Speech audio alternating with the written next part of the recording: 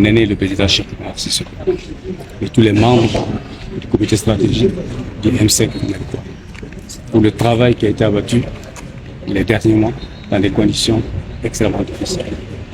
Pour ceux qui se souviennent, quand nous étions encore sur le groupe et qu'il y avait certaines personnes qui étaient détenues arrêtées, nous avions dit que le Mali démocratique ne peut pas, ne doit pas connaître le détenu politique, le détenu d'opinion.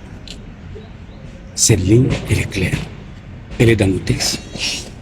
Elle est dans nos partis, elle est dans nos conquêtes.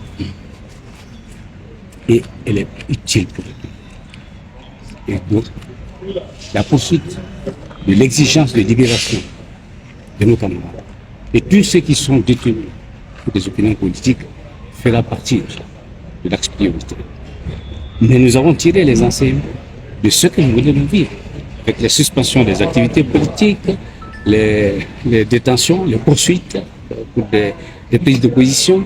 Nous avons tiré les enseignements au niveau du M5RFP, parce que nous étions sur une lancée qui faisait que le M5RFP était en train de se mobiliser, d'asseoir davantage sa vision, d'être une force politique et de se préparer à faire des propositions, des projets politiques à nos concitoyens pour l'avenir du monde. Et ça, la leçon qu'on a tirée, mes camarades et moi, c'est qu'il faut conduire ces deux choses-là ensemble. Nous allons nous battre pour tout ce qui concerne les atteintes de liberté, les atteintes de la libération de nos camarades, de priorité, mais en même temps, nous allons préparer le travail de fond que nous avions entamé pour vraiment clarifier les perspectives, faire une profonde analyse de la situation nationale et faire des propositions à nos concitoyens.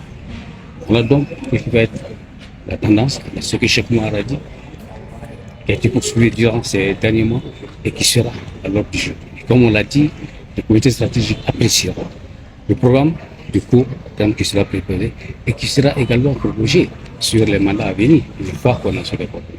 Donc voilà. Mais est-ce que dans cette perspective, on peut voir une alliance électorale, une alliance politique pour les prochaines élections à venir? Parce que ça a été évoqué dans la salle par le ministre.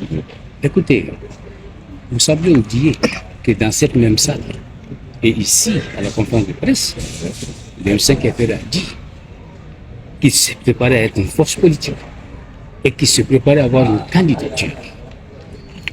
Donc ça, ce n'est pas un secret de polichinelle.